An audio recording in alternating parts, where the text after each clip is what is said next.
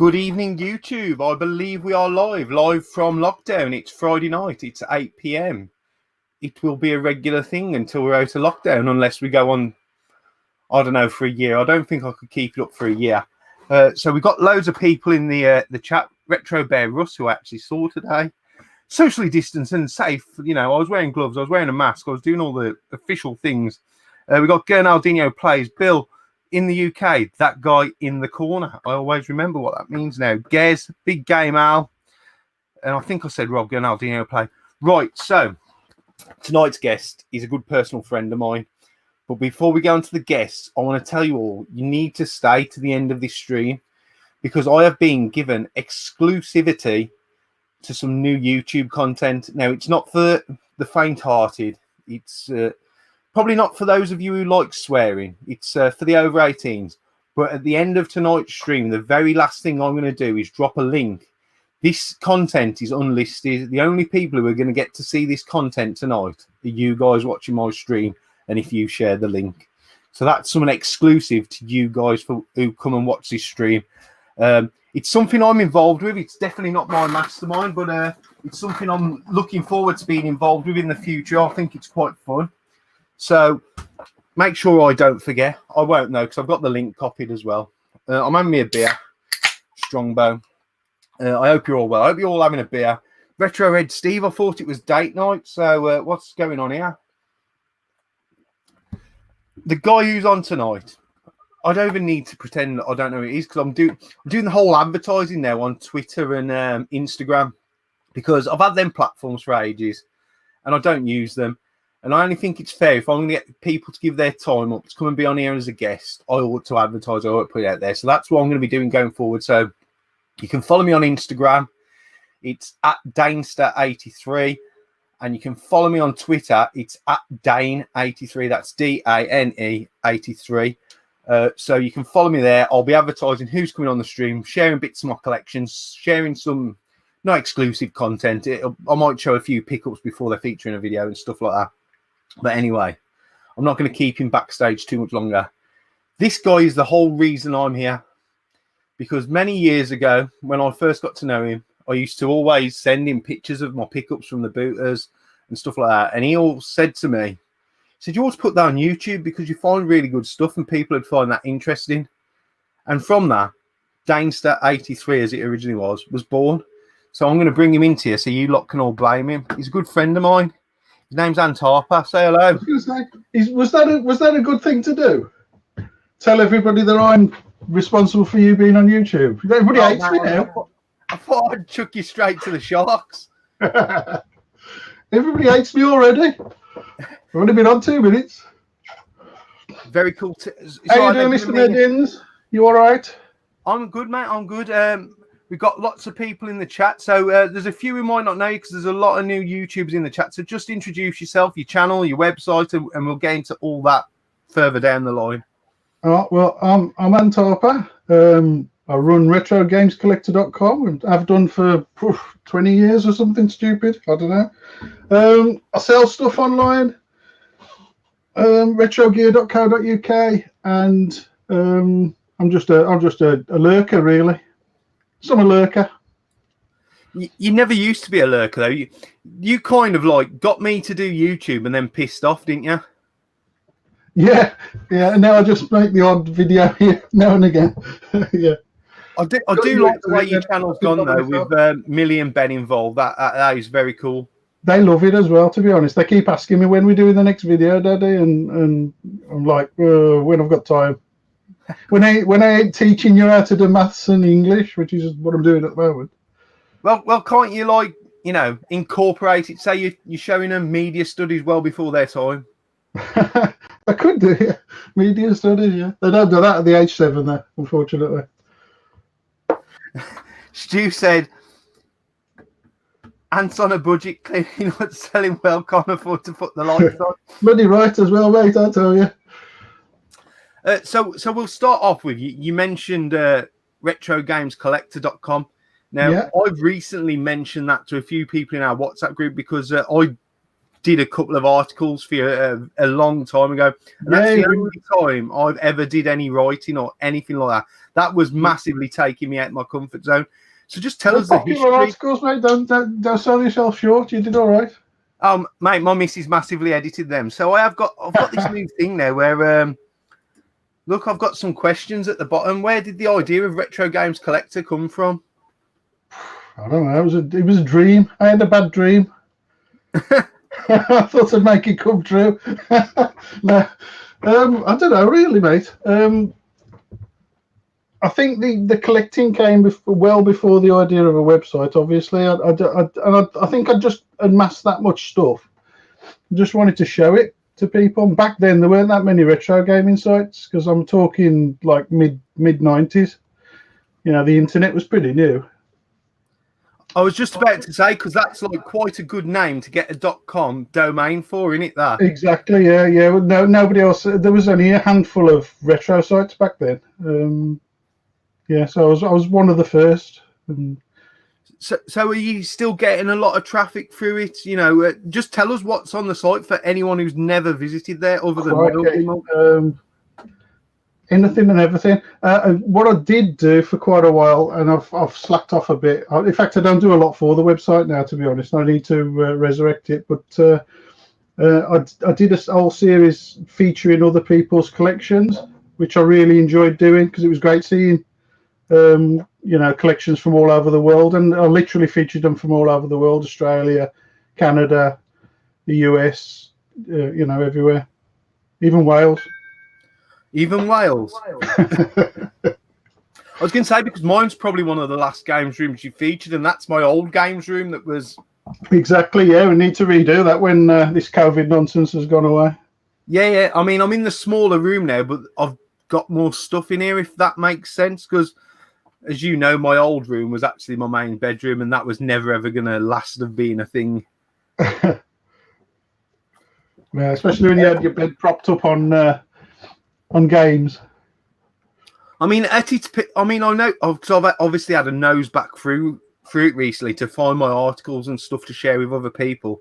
But it was voted like in the top 10 like gaming websites at one point, was it? Yeah, at one point, yeah. At one point, I was like on sort of like 50,000 unique views a month. So I mean, it was quite. Yeah, it was doing really well at one stage, but that was when I used to add content every week, and I just don't now. Well, do you ever see, because I had this little idea before I brought you on, is it would be a great thing to get up and going, and with the community being as active as it is, and with a lot of people being sat at home, if people sent you stuff into put on the website, maybe give it It might spur me on, stop me being a lazy bastard, yeah. That was my non-polite way of going to be. That's what you mean. That's what you mean. But what it is I think it's such a good thing to be left dormant. And plus, yeah, I know you've got your Retrogear site link there, so like the more traffic you get, the better for you as well. Yeah, I might sell some stuff. Yeah. We've got a question from someone else. It's from Sioning, Ginger Hippie Gaming. What's your favourite ZX81 game and why? Oh, 3D Monster Maze. I've just dropped him that off today. Did you? Yeah. 3D Monster Maze is my favourite ZX81 game. And he says why? You have to give it a reason. Because it scared the crap out of me when aged 11. It was genuinely the first game that had any sort of tension in it and any proper jeopardy. And it scared the shit out of me when I was 11. So yeah, I still love it now. The written word is a dying art, so I don't know if that's himself volunteering himself to write something for. Yeah, I reckon Stu should start writing me a few articles. Yeah, it'd be interesting. Stu's obviously got some very strong views, so I'd like to hear. Oh, I'd have to censor a few things, I would imagine, but. Oh yeah. Probably have to spell check it as well with Stu, to be fair. So the real question I probably should have started with is where did gaming start for you? We'll make this a double barrel question, so obviously this will be the beginning. Yeah, holidays with me parents in the 70s. and I discovered arcades.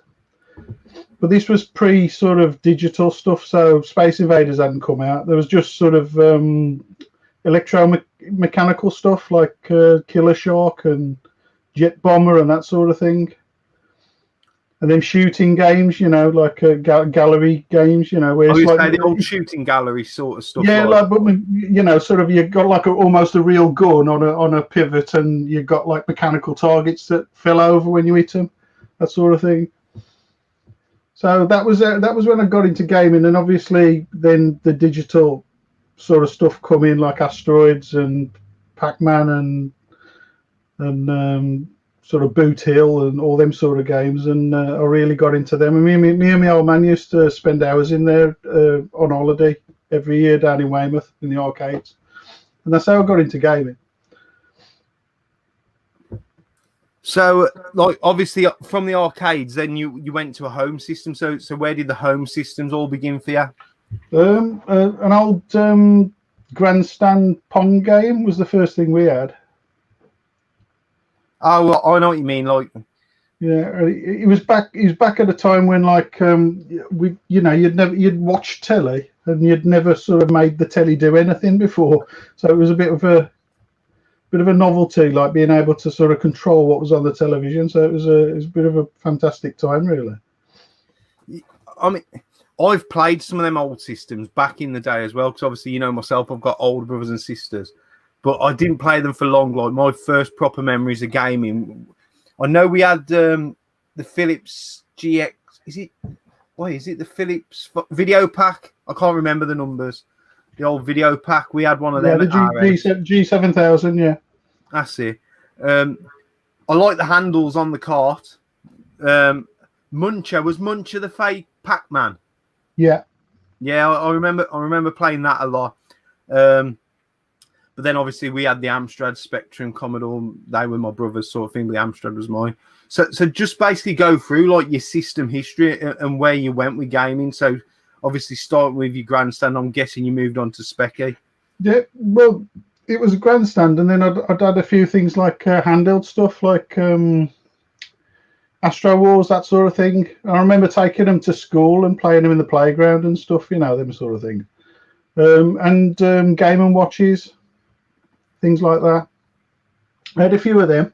That tied me over until computers come on the scene, and my first computer was a ZX81 in 1982. I think I had my ZX81. I wasn't even born then, Ant.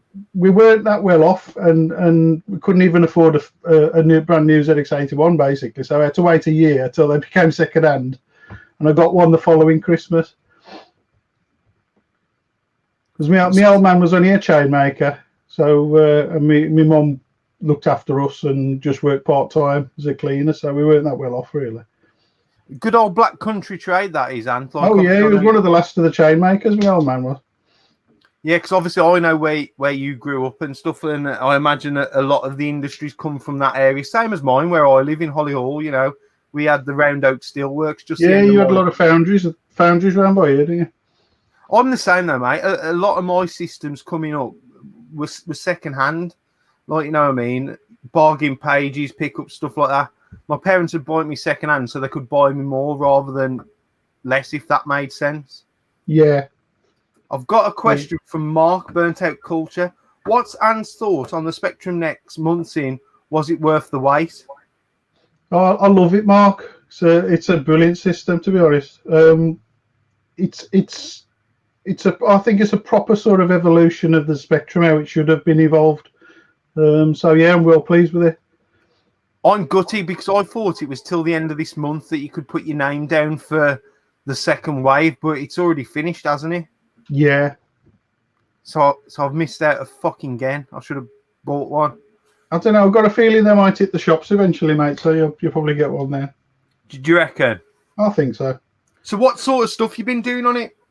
Playing games, or have you had to go at a bit of coding? Believe it or not, Millie's been using it to learn to program on more than anything. Because I'm trying to teach her a bit of coding, and I've just left her to it, and she's been working through like old Spectrum manuals and that, and doing it using the Spectrum Next, because it's just a bit more convenient than sort of using an old Spectrum that could crash at any time, or you get tape loading errors and God knows what else. So I'll tell you what, that was the worst things the schools ever did, was taking computing off the curriculum. yeah, because we got I an remember learning a bit of it. generation of folks that don't know how to code now. Well, I started doing it on the old BBC micros, and then all of a sudden it just got took off the curriculum and was gone. So that must have been mid-90s somewhere, or late 90s. They took it off the curriculum. Yeah, they took the eye off the ball there. And Margaret Thatcher gets a lot of slack in this country, but that was the one thing she insisted was put on the curriculum to get UK ahead with the computer age sort of thing, weren't it? She really pushed the industry, didn't she? She pushed it worldwide, and that's why the ZX81 was sold in places like Japan, because Thatcher pushed it. Yeah, if I'm not too wrong, there was a period where all the top programmers in America had all been headhunted from here in the UK, weren't there, at one point? Yeah, that still happens quite a lot, actually. Does it? Yeah, I've got another question. It's from Tutti. What does the missus view the collection and the hobby? I'll let you answer it then, Ant, because I'm assuming he's asking you. Yeah, she just she puts up with it, mate. I think it's tolerated. Tolerated, I think's the word. Just about tolerates it. She's learned that I'm never going to change, basically, so she just puts up with it now. She did try and change me a few years ago, but I ain't for changing. So. I always remember when you first started Retrogear coming back up, like obviously when I was allowed to visit your house before COVID days, going in, and that other front room you'd got was just full of tapes and stuff. Yeah, she's been, because your missus used to like her, she has had a lot to put up with over the years, and she's been really good. She used to like seeing me turned up, because you must always used to convince her that I was taking stuff out of your house. Yeah. But the truth was, I was probably bringing something in as well. It's probably true. Yeah. Got a question from Dylan. Hi, Retrogear. What is the most useless / strangest Spectrum paraphernalia ever created? Oh, crikey, that's a good one. Useless. Spectrum. What's that, Ant? Sorry. The Spectrum. It's a drum machine for the Spectrum. A drum? I mean, like anybody who's going to stand on a stage playing a Spectrum drum machine. I tell you what, I bet if Amiga old school was here, he'd like something like that. He'd get his disco going with that, to be fair. I'm trying to think. My brother used to have one of them things, where you used to plug your Kempston joystick in, but you used to have to use the wire to plug it to whichever key it was. I was like... Yeah, like a programmable joystick interface, yeah. Yeah, I've got a few of them. I find them quite useful, though, to be honest. I think they're, they look a mess, but they're quite intuitive, really. I don't know, Darren McGowan was okay. I think it's the best name ever for any sort of paraphernalia ever made. Spectrum, yeah. I thought you was having me on when you said it. No, it's a real thing. I've got one down there. Well, you might guess I got one. Then Lorraine got. Stu says, "What about the Spectrum light pen?" What? Yeah, that was pretty useless. Drawing on the Vectrex. I'm sure I've seen a pen. Yeah, you can get. It's worth an absolute fortune. The Vectrex one is. Oh, that's it. Then I won't be getting one of them. Oh God, no! Arm and a leg, them things. But yeah, the Specky one was pretty stupid, really, to be honest. Darren McGowan reckons Interface 2 was pretty redundant. Yeah, because there were only ever 10 ROM cartridges made, so yeah, it was pretty useless. So I've got a question. Let me find my little banner things here. At your peak, how many games was in your Spectrum collection? Now, I'm guessing the peak is still growing. No. Have you culled it? Culled, yeah. I've got less stuff now than I had a couple of years ago.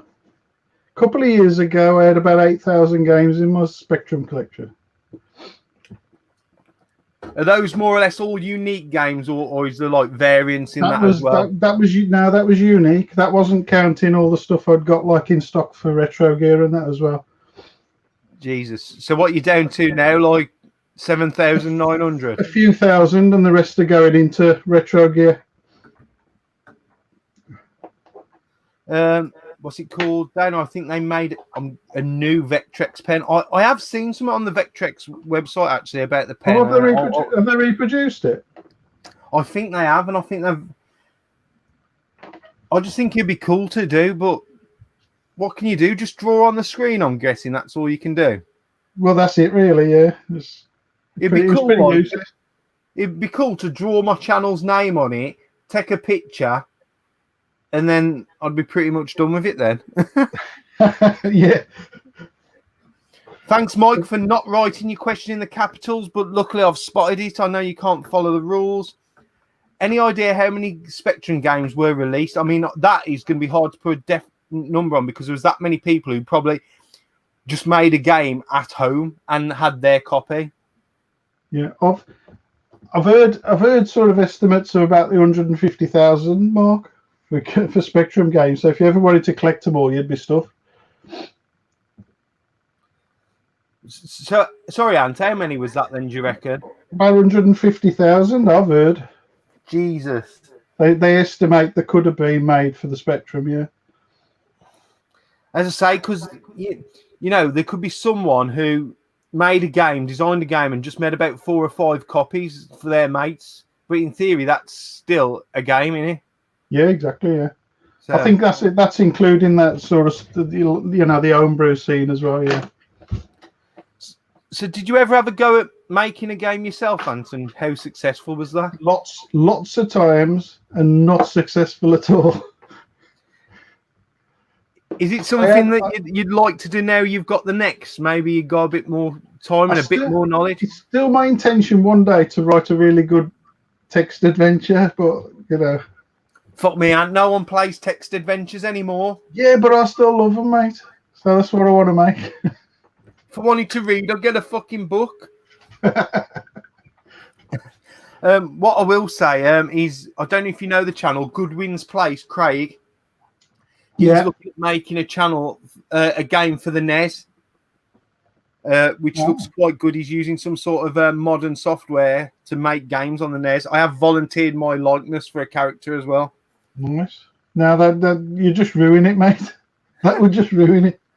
Well, you're about that make it a big seller with the women. Gaming industry never more appealing to women than ever. For God's sake, I don't want to see your mush on there. 150k, I bet Mike has dupes of them. Yeah, if you don't know Big Mike, he doesn't buy just one copy of the game. Like 7 is enough just in case the previous 6 don't work.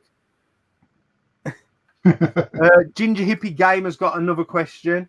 Okay, what's the worst Spectrum game you've ever played? Street Fighter's bad if I've been told, you know. Yeah, there's quite a few. Renegade 3's up there. That's pretty bad. Isn't that where he fights weird aliens or something? Oh, it's just crap. I don't think I played it long enough to find out what it was about, to be honest. What's the worst I ever played? God. Don't know. Come back to me on that one. Okay. There's so many bad ones. I made an adventure game using Quill. Didn't I sell you a copy of that game or trade you a copy of that game, Ant? Quill? I don't think so, mate. I've had that years. Question for someone good system. Never had any experience of collecting for the Spectrum. What advice would you give them when starting out? Don't bother. Give up.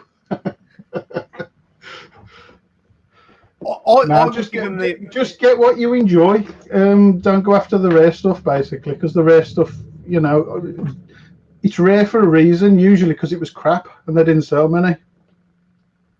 There's a lot of broken games, especially like the homemade ones and stuff like that on the Spectrum and any 8-bit computer. Yeah. I mean, so that would be my biggest thing. Just go for the sort of games that you enjoy and collect those, because, you know, there's so many Spectrum games. If you try to collect any, you try to collect all of them, you're always going to fail. So, see, I had this conversation with Retro Bear. Now, my allegiance was to the Amstrad, and I'd love nothing more than to have my Amstrad set up in here, but I've not got the space. And I also said I couldn't start collecting the tapes. One, because there's that many of them out there now that don't load and don't work. So I think these sort of systems is where the SD card, EverDrive sort of things work really well. You know, I've got one for the Specky. I just collect games then to put on my shelf that I like the artwork of, sort of thing. Yeah. Yeah, all stuff that you wanted when you were a kid, and it's just a bit of nostalgia or something like that. Yeah. Yeah, like, you know, games you remember playing, but not actually to physically put in a machine, because I hated the loading time as a kid. I hated it. It always seemed 10 times longer as a kid than it does now. Yeah. But now where we're in a position where you can just press a button and it loads, I can't see why you'd do anything other than that, really. No. I still do it occasionally, but it's literally just for sort of nostalgia's sake, really, just to hear the loading noise and see them bars on the screen and everything, you know. TZX Duinos are good for that, because they, you know, you can load them digitally, but you can still see the loading bars and the loading screens come up and everything. So I tend to, if I'm going to do any nostalgia seeking, I tend to break the TZX Duinos out. One person who I know who doesn't like the sound of the Amstrad loading screens was my German teacher. What was that? Miss Pritchard. Because what happened is he's always too tight to get a tape to record my German speaking on.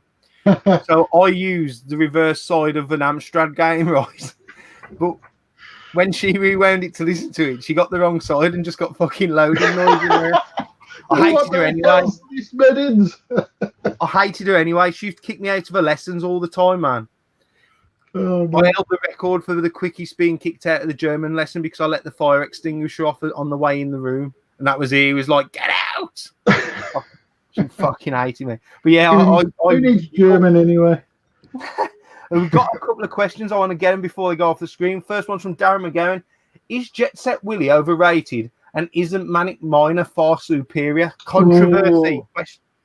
I can often be found saying I love Jet Set Willy more than any other Spectrum game, but yeah, you've got a point. Jet Set Willy was bugged to hell. Basically, it was impossible to complete in its first incarnation. So yeah, Manic Miner, you know, in that sense, is superior because at least you can finish the damn thing. You heard it there, Spectrum Heads. Manic Miner is superior to Jet Set Willy. Mike, without further ado, Retro's probably just done subjects. I know he's what's he called? His YouTube logo is Jet Set Willy. We got a question from Sega Satellite. Is there much of a US market for the 8-bit micros we had over here, as they were a curiosity? Now, the only one I believe they were really into was the Commodore, weren't it? The Commodore went over there. Yeah. Well, it was produced over there and in Europe, wasn't it? So. The Commodore was an American machine, basically, but no, frankly, I don't sell much to USA markets at all. There's only a handful of collectors that are willing to buy or are interested in British machines, to be honest, and most of them are on YouTube, and you'll see when they get their British stuff because they'll show it off. But yeah, I sell loads to Europe. I sell loads to Australia and New Zealand, but I sell very, very little to USA.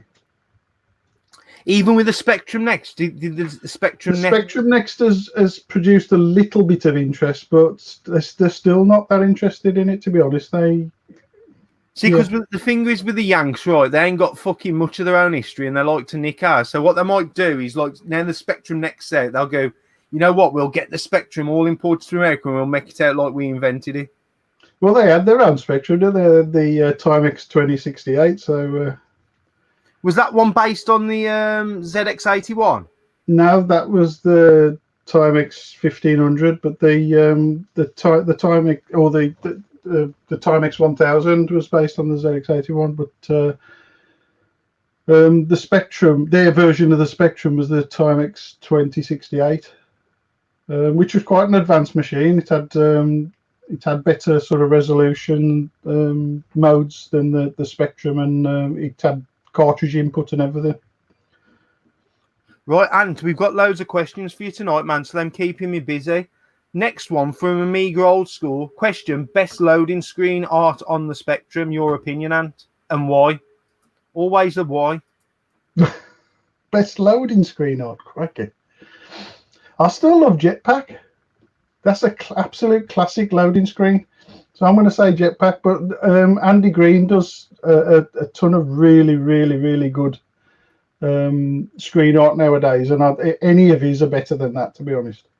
See, I almost think that's unfair now, like comparing anything that's Homebrew, because they know how far they can push the machine now, don't they? Mm.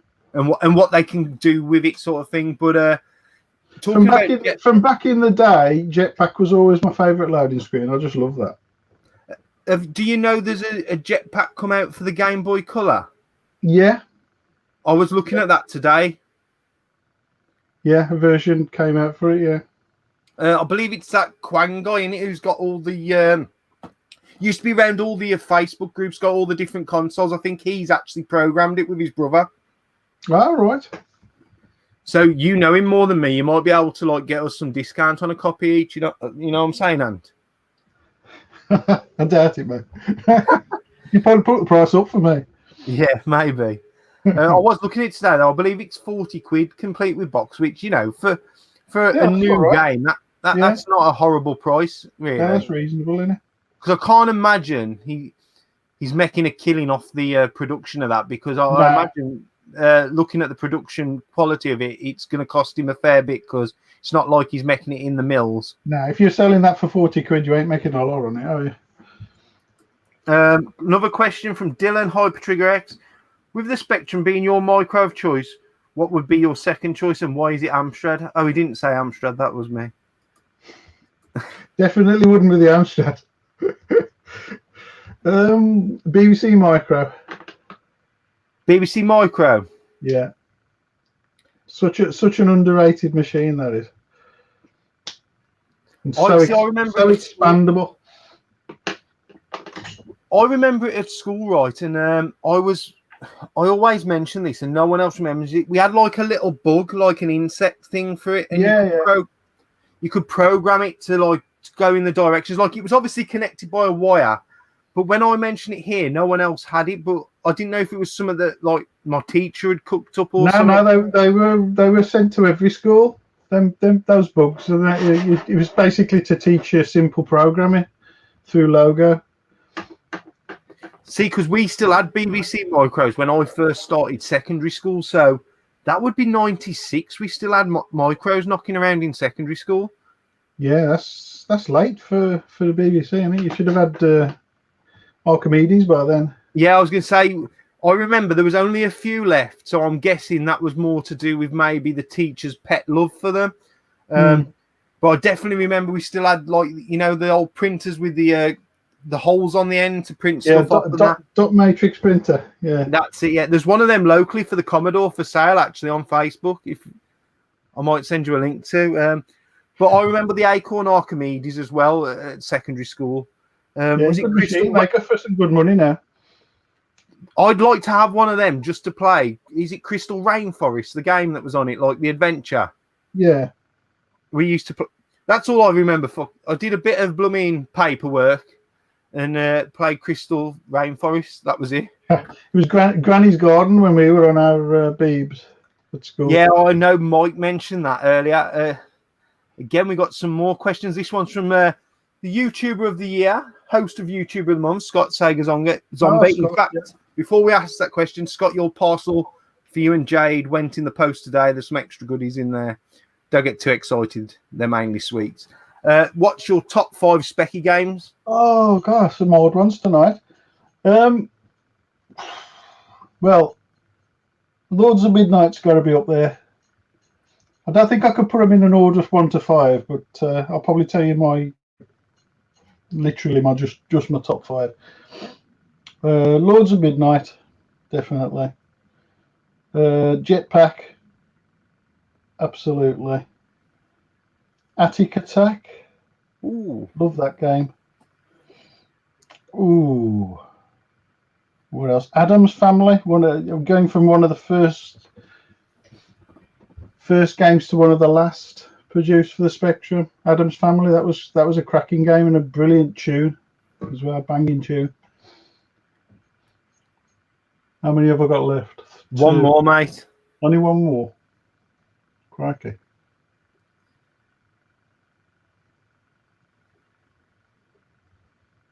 Not one of the Horace games, or God no.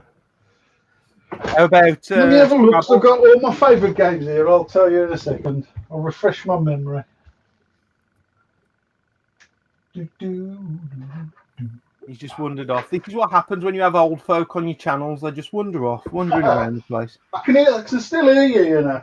That's all right then. I was talking about you, not to you.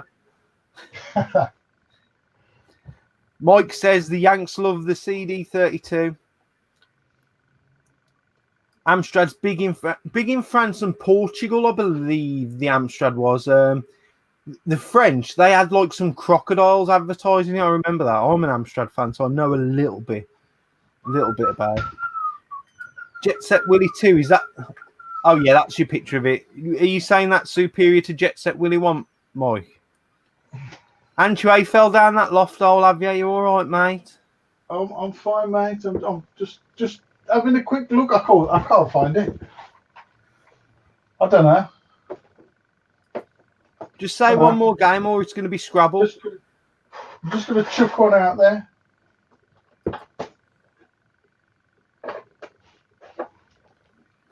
You've not got your on-air sign either in the background. You meant to say that you're on fucking air. Cassette 50. It's my favourite. Cassette 50. You love it. I've got down the Amstrad. I used to have that. Cassette 50. It looks so much better on its cover than it actually does when you play it. So, Mark, Burnt Out Culture, I know he's a Specky fan. Does Ant think the QL was ahead of its time and a missed opportunity? Definitely. And does he have one for sale? I did have one for sale. It's been sold. Yeah, definitely. I mean, this thing did multitasking and all sorts of stuff that just wasn't done on computers at that time. But it was just released too late, wasn't it? Because of all the problems they had. So it was definitely a missed opportunity. If it had been released when they were going to release it, it could have been a lot bigger than it was. And if it hadn't had all the problems it had with the keyboard and the ROMs and everything else that was wrong with it. Do you not find that happens a lot in not just gaming industry, but in a lot of industries? The machines that are ahead of the time fail, and then people take what they had that was good and then improve on it. Yeah. I'm thinking of the Dreamcast being able to go online was massively ahead of its time. Definitely. I mean, Phantasy Star was amazing on that thing, wasn't it? But, being able to play that online was just amazing. Way before anything else could. So just to confirm, you don't have one for sale for Mike. Big game. I don't have one for sale, no. Big Game Al likes to splash the cash on games, so I'm guessing that's why he's asked this question. What's the rarest game and the most expensive game on the spec? So I'm guessing that's one of each. I honestly don't know. I know I sold RoboCop 3 for quite a bit to Mr. Bads a few years ago.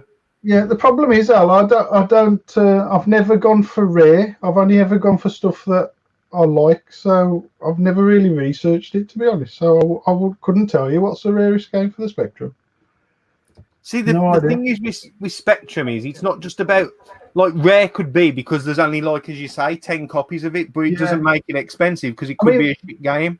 The rarest games that I've actually owned, I can tell you them. I mean, the Macman games, the Sinclair branded Macman games, educational titles in big boxes that were produced by Sinclair, but they produced them in very low numbers and they weren't very popular, so not many survived.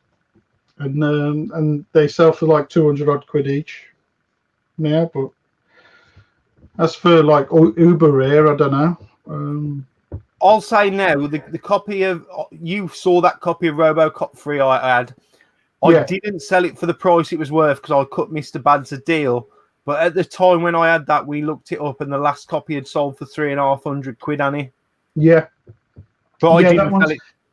I mean, the really late games go for the most money, don't they? The ones that were produced in very low numbers because nobody was buying Spectrum games at that time, like the Addams Family and that Doctor Who Daleks game.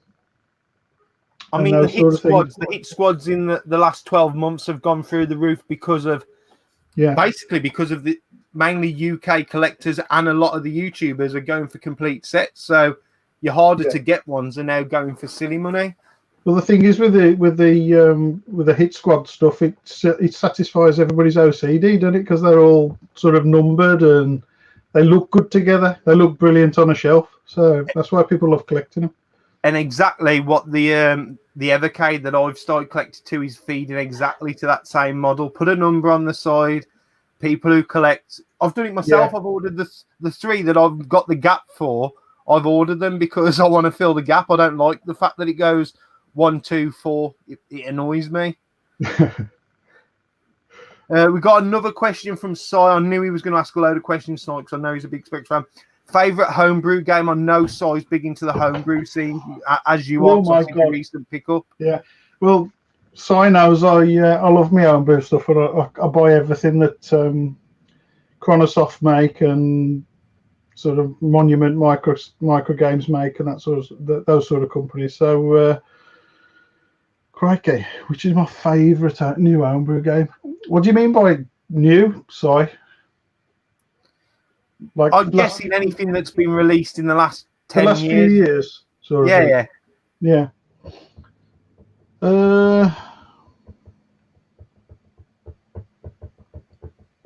Don't know. I'm just looking over here at my homebrews. Don't know which one I like the most. So can you stop asking him questions to make him wander off and remember what he's got? I'm on here. I ain't gone far. I'll tell you what's a good one that I've literally recently got. Is that Ray's Reprisal? Talk about it. Tell us what it is. Imagine. I think currently that's probably my favourite because I'm playing that quite a lot. So I downloaded the ROM case as well. Put that on my next. And it's Ray's Reprisal. It's basically a remake of Yours Revenge. You know, the Yours Revenge for the 2600. Mate, Yours Revenge is my favourite 2600 game. Oh, well, there you go. Well, this is a Spectrum version, and it plays beautifully. It's really good. By Luca Bordoni, that is. In really fact, good. spoiler for my next pickup video, it's the only box game I've got. I've literally just bought that because I want the box. I was going to say, beautiful told me that the manual's got like a comic in it, so I had to go and buy it. So it's the only 2600 game I've got boxed, and it's because I like it. And I picked it up for the Game Boy Color. Did you know it was on the Game Boy Color? I didn't actually know. There's a guy selling sealed copies for about 20 quid on eBay. I bought one off him. Ooh. I'll have a look. It is nice. I picked it up, and I didn't know it was sealed at the time because I didn't look. It was just the only one, so I bought it. But he's got several, so he must have come into a few.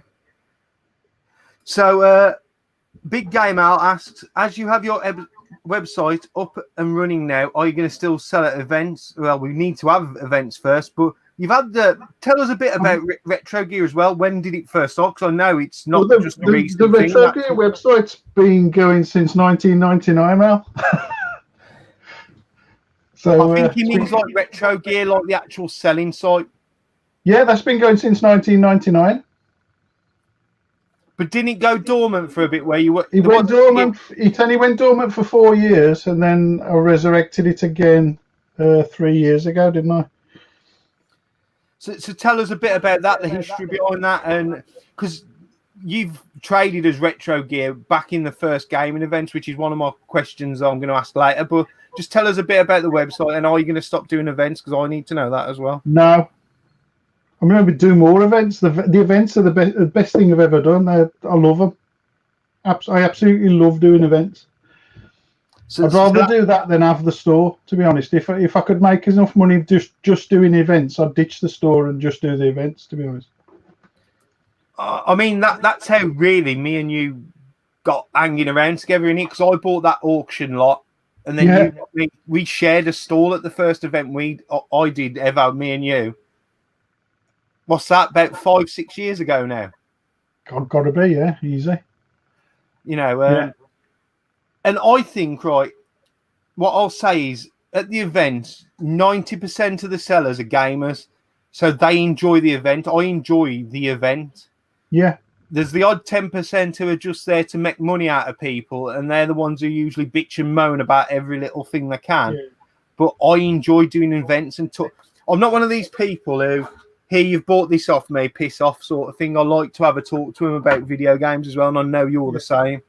Well, I do that through the site as well, because the amount of people I get to chat to sort of via email from all over the world who buy off me, and they will just they'll just, we can have a sort of email conversation, sometimes lasting days, with these people, because they're gamers, I'm a gamer, and we've got things we like in common, and that's as good as anything for me, to be honest. That banter, that sort of camaraderie, the things we've got in common, and I love that.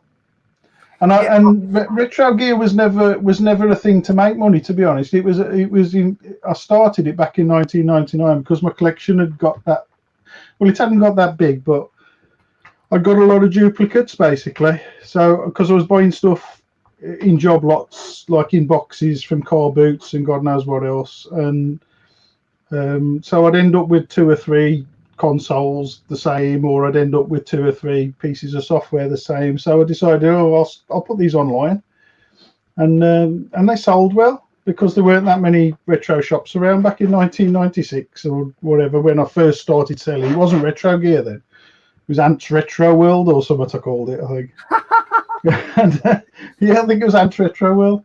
I called it. And, you know what? That's a great story because your background is web design, so for you to make a job, like it was my first ever website. Yeah, is bread and butter. But for someone like me, that massively blows my mind that you thought to do that sort of thing, because I'm just not that sort of tech head. You know what I mean? Yeah. So I think you sell yourself short of creating that. Really, that for your average bloke, that's something like difficult to do. Yeah, you can still see Ant's Retro World on Wayback Machine if you look. It's a bit crappy, but it's still there. I'll be going and looking at that now. So Retrogear going forward. So I know you said obviously because of COVID you've took a back step and gone back to your web designing. But do you think it's something that you'll never? Because I know you said it went dormant for 4 years. I'm guessing that's when Millie and Ben came along and you were much more. Do you think it's something that'll always stay in your life now, Retrogear? Probably, yeah, because I'll always have surplus stuff to sell because I'm a mad collector, so I'll always have extra stuff that I want to get rid of. So what I'll say is when Millie and Ben are old enough and they can run a stall at an event for you, because I know Millie already loves coming to the events anyway. Yeah. Just don't send her to get pizza because you get worried she's gone. Oh God! Don't remind me. Yeah, we won't put that on recorded record just in case Erica's watching. Question from Retro Red Steve, my Welsh friend who's disturbing his date night to listen to this. So thank you, Steve. What's your favourite 8-bit console game to both Ant and Dana? I'll let you go first because he knows my answer. 8-bit console. Ooh. That's a nice one. So you're talking Master System. Yeah, exactly. And that NES. Probably, you know what? It probably would be a Master System game because I absolutely, as you know, I love the Master System. So, or would it? Would it be Mega Drive? No, Mega Drive 16-bit. Sorry, 16-bit. You can't have it. No. I suppose you could have Atari. You could have Atari 2600. Yeah, I know, but I don't know whether I could say I love the 2600, but I don't think my favourite game would be amongst them. I don't know, probably something like Sonic 2 on the Master System, or I'm going with Psycho Fox because everyone knows that's my favourite game. Yeah, Castle of Illusion, something like that. Very Absolutely good game. Loved that back in the day. I'm going to argue that Castle of Illusion's better on the Master System than the Mega Drive. Yeah, I think it is. Yeah, undoubtedly. I think Sonic 2 is. I think it plays really, really well, to be honest. Yeah, I think Sonic 2 is. Batman Returns is apparently better on the Master System as well. I've not played that. Hmm. So we've got another question from Sai.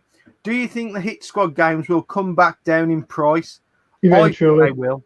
Yeah, they will eventually. Yeah, once the market's saturated, and yeah, once everybody, it's only a very, very small niche market that's driving the prices up at the moment. Once they've all got what they want, they'll all gone off the idea. They'll come back down again. I'm just smiling because I've just seen not the next question, the one after it. I think, like as you say, Scott Brand said on the stream last week when he sold his Hit Squad, he thinks he sold them at the peak. I think so as well. Yeah, if you sell them now, you've done well.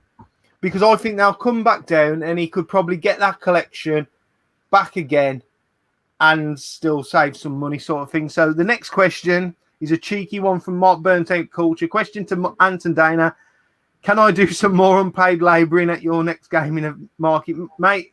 If I can get anyone through the door, like obviously I can't get everyone through the door, but someone like Mark will help me carry, help me set up.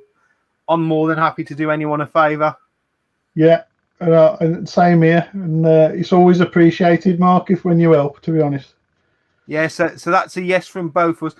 I mean, to be honest, as long as everyone doesn't take the piss and ask me last minute, I will always try and get someone in. I mean, Scott Sega Zombie, I made sure Craig got him in at last revival, and I really appreciate Craig for doing that. Craig can never do enough for me, and I know he's the same with you, Auntie. He's a good guy at like helping out genuine gamers, to be fair. Yeah, top bloke. And to be fair, Andy Brown, who runs replay events, and oh god, what's his assistant's name now? Elliot, yeah.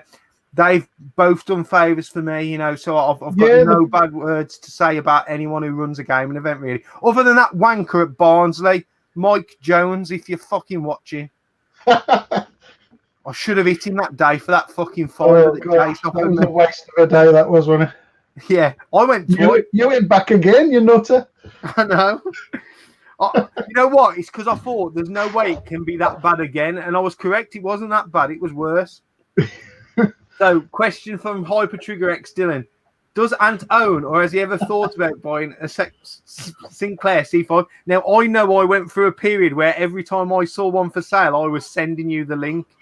That's because at the time I was thinking about getting one, but I tell you what, I put this one by the wife, and I think this one would be the straw that broke the camel's back. I think it would end up in divorce. Yeah, but what I'm thinking now is now they're making us all get electric cars. I don't think that would be an excuse enough now. I think I'd end up with the divorce.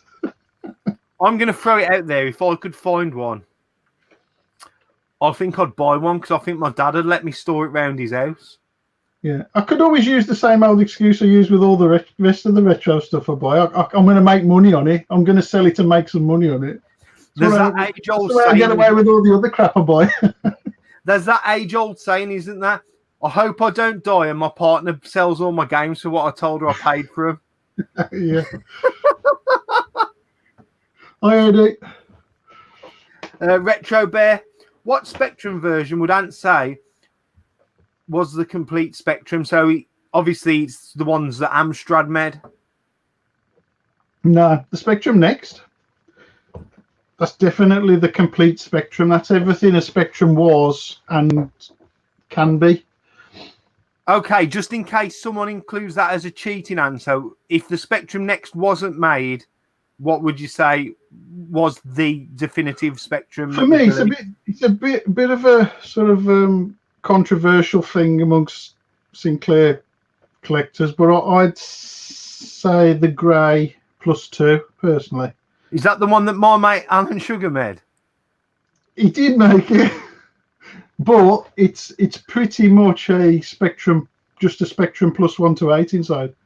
So, what I will say is, I know Alan Sugar gets a lot of crap for what he did with Sinclair and Togoa, but putting that tape deck player was something that I think Spectrum should have done long before that. Yeah, it's a pity you didn't put a better quality one on, though, isn't it? But that's what he was about, though, weren't he? He was about turning them out cheap and making profit, which is unfortunate. But yeah.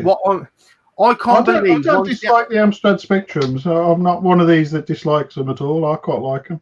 what I'd say is I can't believe once they saw that Amstrad design with the cassette player in, that Commodore and Sinclair didn't jump on that and think, hold on, he's onto this. I mean, I know obviously Commodore was selling their own disc CD cassette players at the time, but Sinclair weren't. You could go buy anyone's. Sinclair was making no money out of the tape deck that was required for it.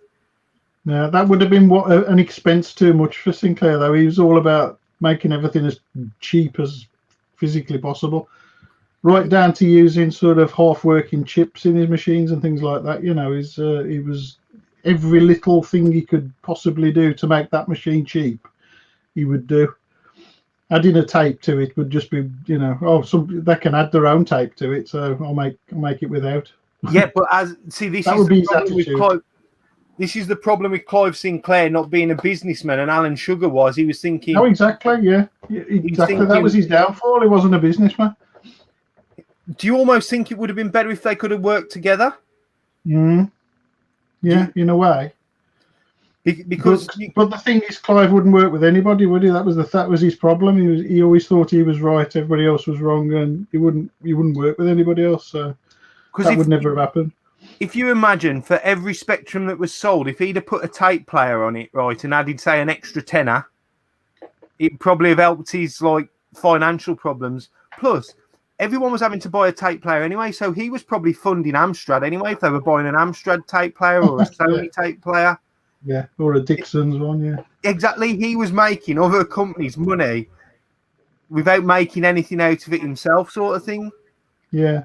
Or even if he did, as you say, like a Dixon pack, if he'd have got the ZX Spectrum with a Dixon's own tape player built in as like a package deal, and you paid an extra, but he got a percentage of that.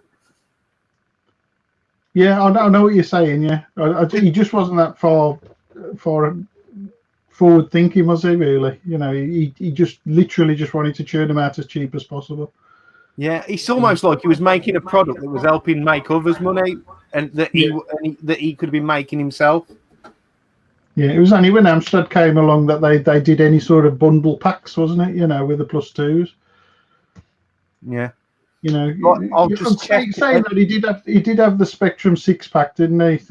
Which he bundled with the 48K, which actually helped sell a lot of machines. Yeah. So while we're talking about the Spectrum, I'll get this question up. What was it like being in the part of the Spectrum Addicts documentary? So anyone who doesn't know, there was a documentary made, I don't know how many years ago. I'll let you talk about it a bit, Ant. I don't know how many years ago it was now, to be honest. Yeah, Andy Remick made a documentary, and it had a hell of a lot of my heroes in it, which was nice. Being in a film with the people that you sort of revered when you were a child, it was quite good. And the best part about it was they had a premiere night, and all the people in the film were invited to the premiere night, so I got to meet them all. Was that at the Gaming Museum? Yeah, it was over in Cambridge. That was, yeah. So just run us through that documentary. What was your involvement in it? You talked a bit about the system and its history, was it? No, I just sort of gave my my viewpoint on it, basically.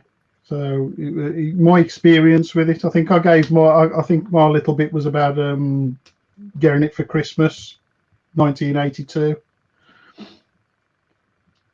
So I think that's really cool.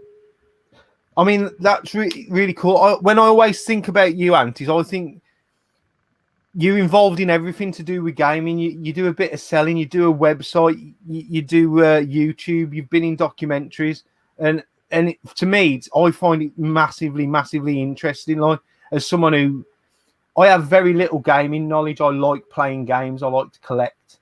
So when I listen to you talk about stuff, it just blows my mind because it's stuff that's beyond my own thinking, sort of thing. I've got no knowledge either, mate. I just blag it. Yeah. For free. I'm going to get me some glasses then and a more sensible haircut. What do you reckon? That's what it is. You've got glasses somewhere. I've seen you in them. I have actually. Truth behind them glasses, they're plain lenses in them. I just wear them because I thought I looked good in them. Which anyone knows me knows that's 100% true story. Ginger Hippie Gamer, Siorin. And did you have an Oric 1 back in the day? And what do you think of it? No. Back in the day, we sort of knew they were a bit crap and you couldn't get games for them, so avoided it like the plague. And to be honest, having one now, and I've got one of those Erebus SD card things for it now. It's not a bad machine actually. It could have been a Spectrum beta had they marketed it properly.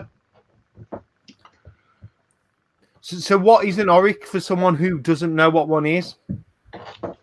Is it something like a bit more obscure, like a Dragon 32 or something?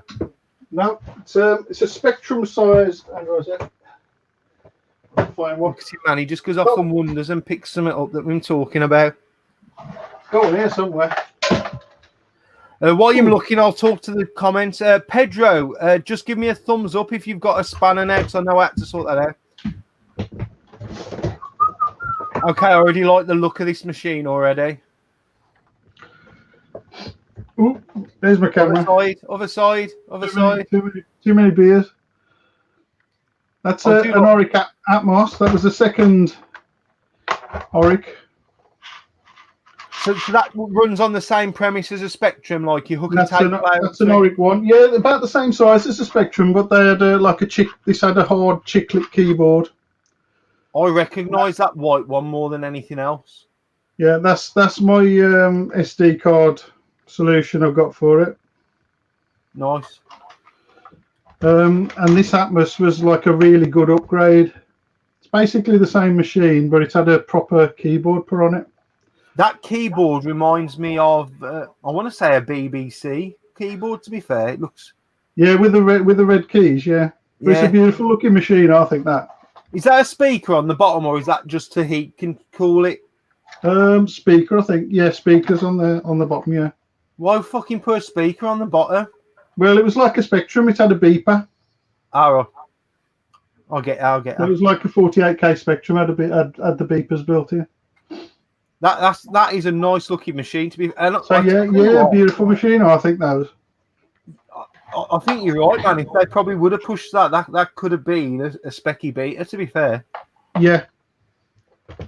So does it run similar sort of software like or game? Well, the Oric one even had color clash, exactly the same as a Spectrum.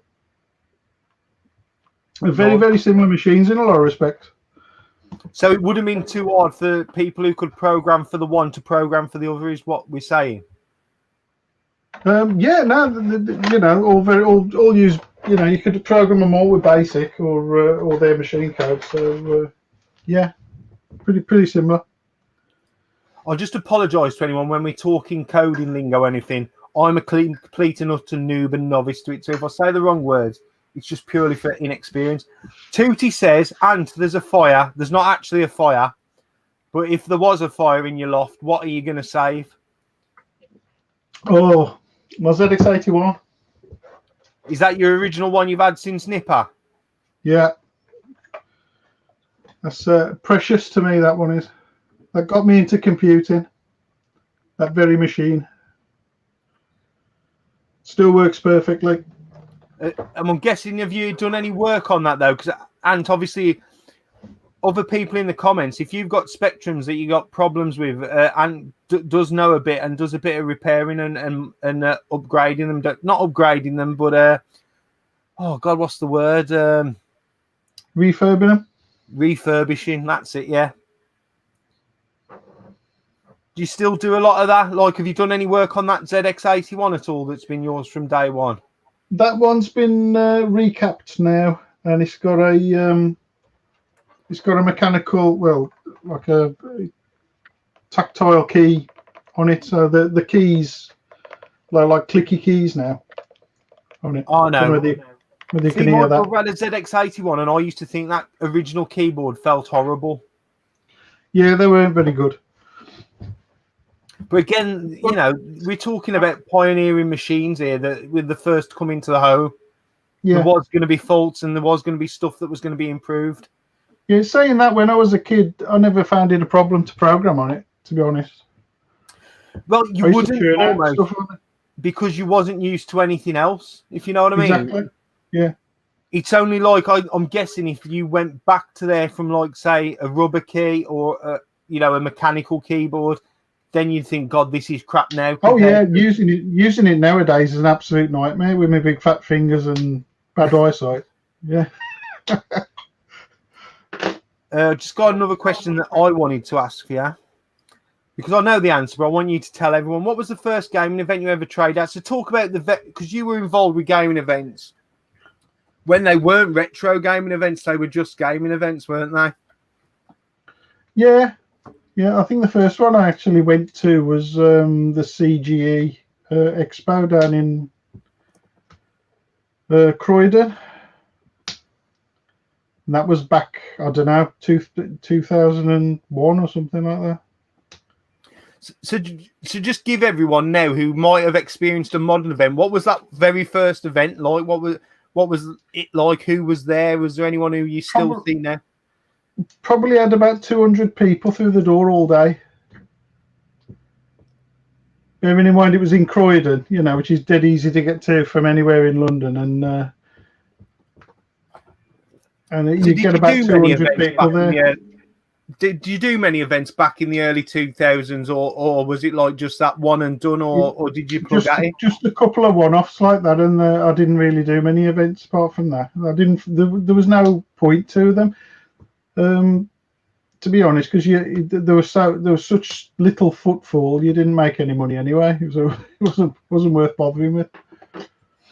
But I know Andy Brown was at the very first one you was at, weren't you? And yeah. Obviously he's probably one of the main, if not the main man in the country who runs events now.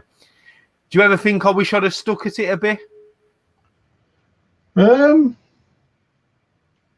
Yeah, I sometimes look at Andy and think I could have done what he did and took it to the extreme, because he put everything into building a retro business, whereas I just used it as like a bit of pocket money, basically, just to sell my duplicate stuff. And if I'd have got into it big time, then I could have probably been, a bigger player, basically. See, because I like Andy Brown, right, and he sometimes comes in for a bit of stick, and I think it's unfair because it's not like I've always got on all right. Yeah, he's not like he's some fly-by-night who set up 4 or 5 years ago and decided, right, I'm going to make money out of the retro gaming industry. He's been plugging at it for the best part of 20 years, like you've just said, sort of thing. Like, yeah. So sometimes you have to take your hat off and say, you know what, this guy does deserve the success that he's had, to be fair. Yeah, I think so. He's put a lot of work into it. Yeah. I mean, I love Revival. Revival's my hometown event. I love Craig. I love that team. But I've got nothing to dislike about Andy even, and I just think, they're both two different events. They're completely different sort of events, and I enjoy them both. And if one of them was to go and the other one stayed, I'd be sad whichever one I'd lost, sort of thing, if that makes sense. Yeah, absolutely. Yeah, I've always got on well with Andy, and like you say, he's worked hard to get what he's got, and he's done well at it. And I think his events are good. I enjoy doing it. It is, and while we're talking about events, the gaming markets are a completely different thing to Revival. That's why I think Craig's not bothered with the gaming markets, because Andy does them, and it doesn't really interfere with Revival, because Revival's its own thing, sort of thing. But while I've got you here, remember when we were thinking about doing a gaming event? Yeah, I still wonder whether we missed an opportunity there, to be honest. Well, I'm going to throw this out to you, right, because at the time I wasn't in the financial position to be able to go in as far as I'd like, but I'm going to throw it out there. Post-COVID, I could be able to. Well, it might be something post-COVID. It might be something that I'd like. We could have a good chat about then, mate. I just want to put it out here live on the stream, because I know a lot of the people watching are people who attend events. Me and Ant were thinking about setting something up in our local town. It could be, it's not going to be as big as a Doncaster, but it could certainly be the same sort of size as a Leeds gaming market. I think people would come to it because Midlands is quite central. A lot of people can get here, and it's something I'd like to think about now, because at the time I couldn't commit to doing it, but I think I could now, sort of thing. Like, and definitely post COVID, I think people are going to be after an event, and I almost think because ours is a smaller event, we don't have to put like, you know, a year into thinking about doing it, sort of thing. Yeah. What's your idea, That's Ant? definitely something that me and you will have to have a chat about, mate. Yeah, definite. Here we go. Eddie Rolex score.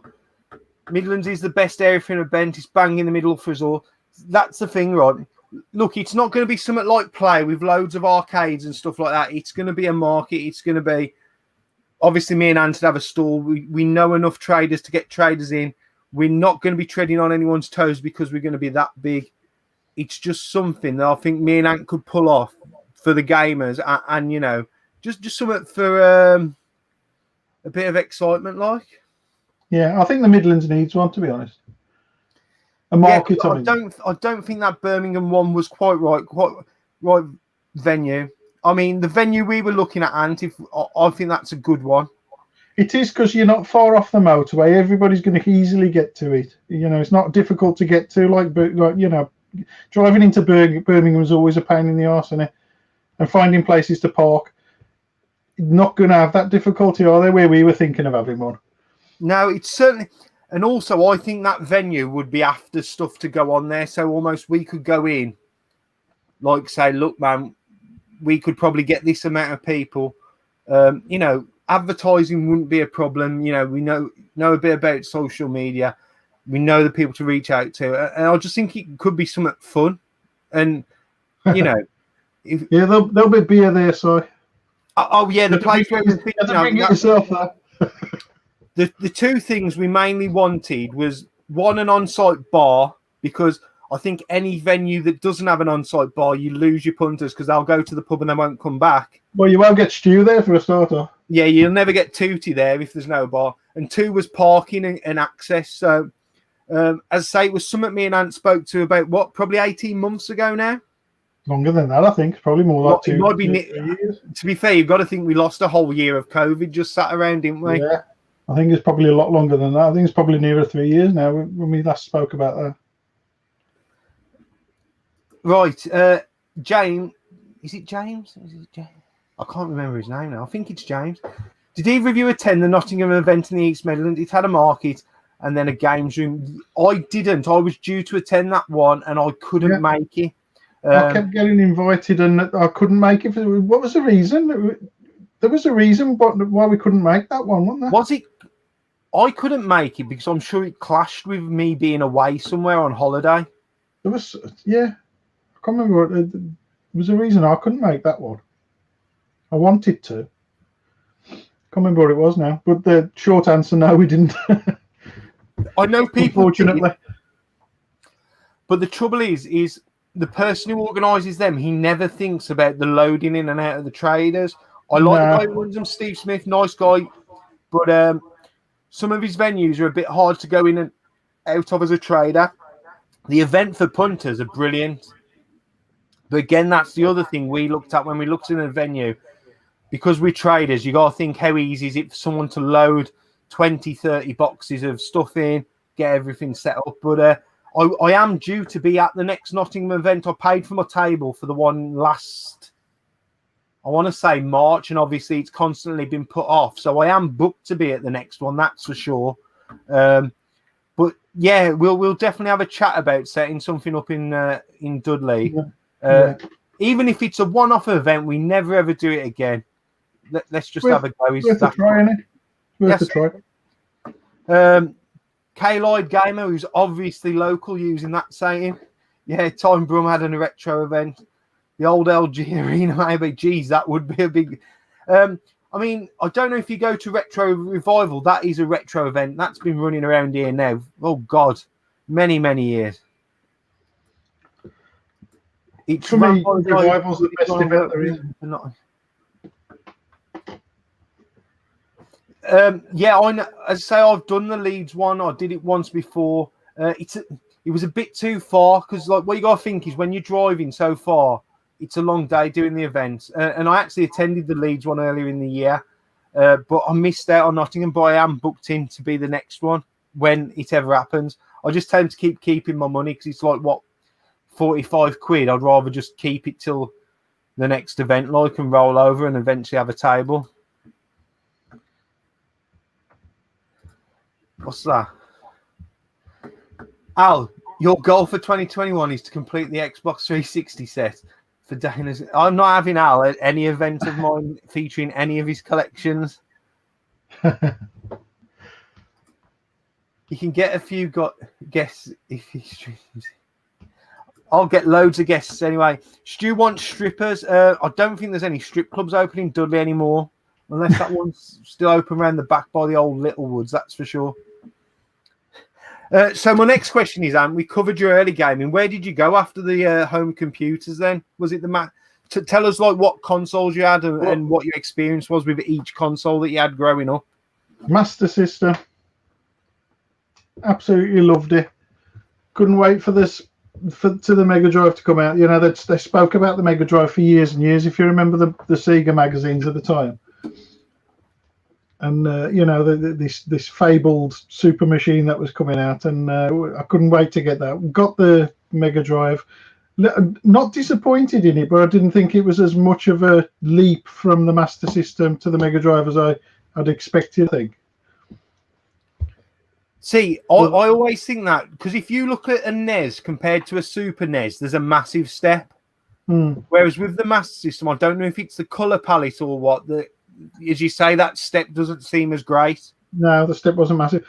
And then I had a release day Mega CD. Ooh.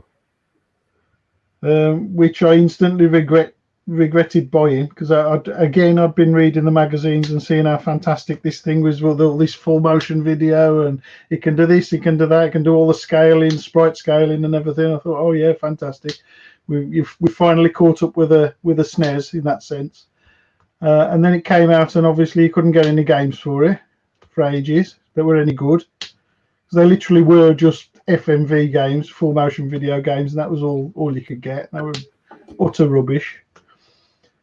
And it took a while, but a few years into having the Mega CD, you know, there were some good stuff coming out, and I absolutely love some of the stuff for it, like Star Wars and Sonic CD, Final Fight. That was amazing. Absolutely love Final Fight. After that, did you get the 32X? No. I bet you're glad about that, ain't you? Yeah, that would have been even more of a disappointment than the Mega CD had been, I think. Yeah, I mean, the Mega CD was a massive disappointment for me. I was expecting this all singing, all dancing thing, and then obviously for the best part of a year after I bought it, you couldn't get a decent game for it. So, you know, we had to wait quite a while before any decent games came along. And Mega CD remains one of my favourite consoles now, to be honest. The Mega Drive and the Mega CD combo is one of my favourite consoles, you know, to this day. So obviously now I've got all the games I wanted back then. I've got now for it. So I'd love an EverDrive Pro so I could experience the Mega CD games. We've got a quick question before you move on to where you went to after the Mega CD. It's from Stu.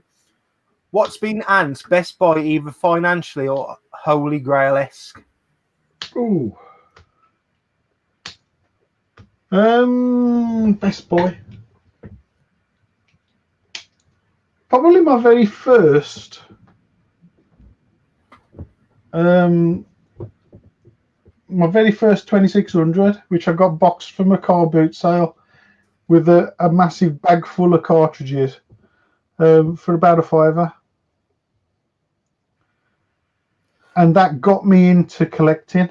So that's probably my best buy financially. Actually, it could be classed as my worst buy financially, because it's meant I've been skint ever since. So what would actually could go either way, that one. So what would be your grail piece in your collection then? Grail piece? My heavy sixer, maybe. You know, I love How many Atari. Ataris have you got now, Anne? Because I know you picked another one up in your last video. How many? Yeah, just the I'll count 2600s. One, two. We've got 5 2600s. Well, technically, I've got 4 VCSs and 1 2600. Then I've got 3 2600 juniors, one of each type: long rainbow, short rainbow, and the Irish black. And then I've got my 5200, my 7800, my Coleco Gemini, all that sort of stuff. So out of all them, you're saying your heavy sixes, you grail Heavy piece? sixes, probably my grail piece. Yeah. Nice. It was my PC 200, my Sinclair PC 200, but I decided to sell that in a moment of madness. So you'll be getting one of them back eventually. Nah, they've gone crazy money now. I got it for a song as well. Fuck yeah. So Steve, I'm guessing he's asking this question to you because I have no knowledge of the the Mega CD. Sorry. You know what? It's one I haven't got. I've played it, but it's one I haven't got in my collection. But yeah, it's a good game. I know Steve likes his shmups and he likes his driving games as well. Does Retro Red, Steve? Yeah. Did Ant get an Atari VCS? The new one? No. Is that the new one that's meant to be coming out? It's out now, isn't it? But no, I didn't. It's too much of a risk for me for that sort of money. And from what I've heard of it, it's just a sort of medium range PC in a Atari VCS case, isn't it? What's the other one that's coming out? Is that like a Coleco thing that's coming out with the weird remotes? I don't know which one you're talking about. I'm trying to think what that one is. Cause I know SNES-tastic Pete I saw him in a forum talking about it the other day. That's a new one coming out, and it's got like little, like tiny Wii remote things with like little else. If someone in the comments knows what I'm talking about, and I'm not just chatting crap, put what it's called. I want to say an Amico or something like that. Oh yes, I know what you mean now. Now you said that. Yeah, it looks like the only way I can describe it is it looks like a wireless phone, 2 wireless phones on top of a box. That's it, an Amico. In television, that's who makes it, not Coleco. In television, that's it. Yeah, I knew it wasn't Coleco. I was trying to think who'd done it. Yeah, in television. Have you looked into one of them? They're not released yet, are they? They're still talking about that. Tutti says it might have been cancelled. I don't know. I don't know, Stu, because I was in a stream about a week ago with Pete, and they were still talking about it coming out and stuff being released for it. So I don't know unless something's happened in the last couple of weeks since I was in there. I've not seen Pete do a video on it for a while either. We got a question from you from Basabe. What's your favourite mag and why is it? Oh, he's using his Japanese keyboard, so he can't do a question mark. Sega mag. So what's your favourite magazine? I'm guessing it was Crash. No, absolutely not. I never bought Crash. Talk to me then. I know that seems blasphemy nowadays, but like no, it was Sinclair programs. I used to love typing them programs in. Literally back in the day, that's all I used to do was type programs in. See, I didn't know about Sinclair programs. I've got some Sinclair users that I've got to go through the list because I've sold them. I went from Sinclair programs to Sinclair user after, because Sinclair programs was quite short-lived, really. Right. Because what's it called? I've sold all my Crash ones. They seem to sell quite well on eBay, but I think Mr. Bads is going for a full set of Sinclair users, so I've got him to tell me what numbers he needs before I list any. And if you need any, tell me what numbers you need. I have got a full set of Sinclair programs, but I'm not going for a full set of them. I've been selling the Sinclair users that I've got, to be honest. So if Paul needs any of mine, he can look through them. This is just a question for general anyone in the. What was the name of the console that was vaporware that they put into an Atari Jag shell? Coleco Chameleon. That was it. That didn't come out, did it? No, that was just it was literally vaporware, wasn't it? That one. Was it? So you've backed a fair few Kickstarters. I mean, yeah, I'm quite reluctant. I normally wait till I know they're definitely going to be made and then try and jump on right at the end. Tell us some of your good stories. The only one that ever failed on me was the Vega. But luckily, I'd already asked for my money back, and they gave me my money back. I was one of the lucky few that got the money back off it. So, what was the Vega Plus, man? Because I know that's what I mean. The Vega Plus, not the Vega. The Vega Plus is what I mean. Yeah. See, they look utter shit, but I want one. But you can't get hold of them anywhere. But there is a few about, isn't there? I've used one, and they're honestly, mate, they're terrible. See, because I'd like, you know how like you can turn your DS into a ZX Spectrum, the DS ZX. Yeah, I'd like to do that. I'd like to have one of them, but I don't know how you do it. I wouldn't even have a clue. Well, I know the ZX it's dead easy. Just get yourself an R4 card and whack some software on an SD. That's it. You're done. Is it as simple as that? Because I've got a load of R4 cards. ZXDX is that simple. It's really simple. Well, if you could do it for me, put it on an SD card, that would be greatly appreciated, Ant. I'm sure I can sort you something out, mate. Thank you very much. Have you had a look at that shell that I sent you as well? Because that was Craig, who I was on about, who's programming the NES game. He's the guy who printed that off for us. It's a nice bit of 3D printing, that is, mate. It's nice, yeah. I'm going to do a proper label for it. And did you not get a label with your multi-cart? Is that the right size for this? Yeah, because I've stuck mine on.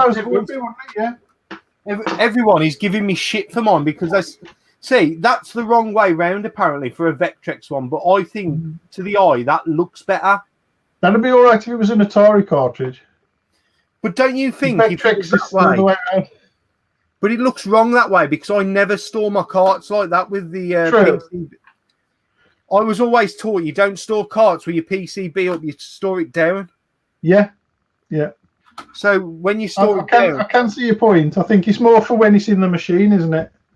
Yeah, but still then, I think it's right because you're playing the machine and you look at it like that so I can still read it. If it was the other way, to look upside down to me when I'm playing in the machine. Anyway, I upset everyone fucking on Vectrex United, so... Oh, no. The Vectrex, the hardcore Vectrex fans. I just told them I didn't care, really. I said I like it that way, and it's my cart, and I paid for the money for the game, so... I'll stick my Vector Blade sticker on however I like, thank you very much. You tell them, Dana. You tell them. So, we got to the Mega CD. Where did you go from there? Because I think I know. I think you went the same journey as me. Well, at the same time as having the Mega CD, having the Master System, I'll get it out in a minute. I've had too many beers. Having the Master System and the Mega Drive, I'd gone into computing on the Mac. So I had a Mac, which was quite unusual at the time. But that was mainly because I'd gone into graphic design as a career, and they all use Macs. And I got my first Mac for cheap from my workplace, so it was sort of a sensible thing to do, really, get a cheap computer from work. So yeah, I got into Macs, and that was my next step, really. And when I'd finished with consoles, I just went into computing. My last console for ages was the Mega CD. My very next console was the Nintendo 64. Oh, you went. I thought you went PlayStation. I thought you was PlayStation fanboy. No, I had a PlayStation. Did PlayStation come out before the Nintendo 64? I'm confused. Nintendo 64 may have been just before, but it was same generation, I think, weren't it? Because I got a PlayStation, I got a release day PlayStation, so I literally had day one PlayStation. So if that came out before the Nintendo 64 and I've got my timelines wrong, then no, I think the Nintendo 64 may have come out just before. Yeah, I may have had them about the same time then. Because I think they're the same. They're definitely the same generation, aren't they? Yeah. I think I had them around the same time then, because I had the Nintendo 64 and I had the PlayStation. And they would have been they would have been pretty much the same time. Because everyone was giving Nintendo shit for sticking with cartridge when, like, you got the Saturn and PlayStation using disc formats, therefore bigger games. I was a massive fan of the Nintendo 64. I absolutely loved it. I only collect Japanese now. N64 is the only system to ever be called out of this room. Completely gone. Really? Yeah. But then I went and picked up a Japanese one and saw the Japanese box art on it and thought it looked so much better. So now I collect Japanese N64. The coloured ones, yeah. But literally, it's the only system to ever be completely called and got rid of out of here. All right. Well, I don't know why. Because I think it's because at the time, I don't actually fucking know why I got rid of it. I just think I'd got games that I wasn't playing, and I wanted to put that money into another collection. Yeah. In fact, I think the games haven't aged as well as some consoles. That was it. I'll tell you what made me get back into it. You know when I had all them little the little monitors that I gave you one of? Yeah, the JVCs, yeah. I tested using an N64 because I'd got a load of them to sell. And when I was playing them on that little screen, they looked so much better. I thought, you know what, I'm going to get back into N64. And then that's when I picked up the Japanese one. Yeah. But I think you're right, because I was playing them on a bigger screen. They look fucking horrible. Are you still with me, Ant? Yeah. Okay, I thought you froze. Just laughing at you.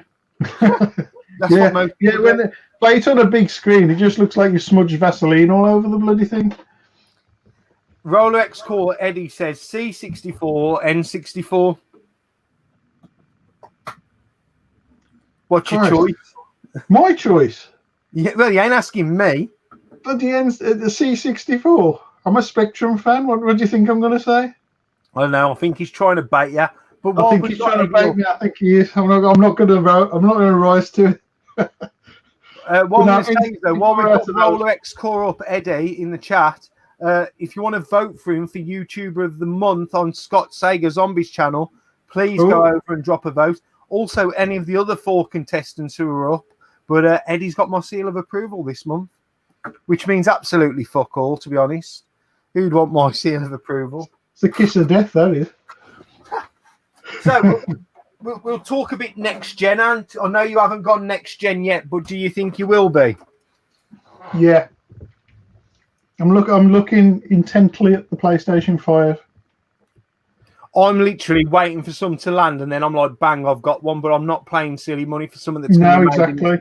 And I'm also waiting for PSVR 2 to come out. You enjoy your VR, didn't you? I've not been playing much. I really love my VR stuff, mate, and yeah. So I'm waiting for PSVR 2 to come out. I'll tell you what, I'll take the plunge. You're a shady dog, because I see you on your PS4 quite often playing that Elite Dangerous. Yeah. Whenever you're online, you're either that or watching Netflix. That's true, yeah. We watch lots of series on Netflix while we're eating tea. So you're definitely doing PS5? I'm going to ask because I'm massively biased against Xbox anyway. I'm not an Xbox fan, but why are you not Xbox? Why are you PlayStation more to Xbox? See, I was Xbox. I bought an Xbox on release day in this country as well. Original Xbox.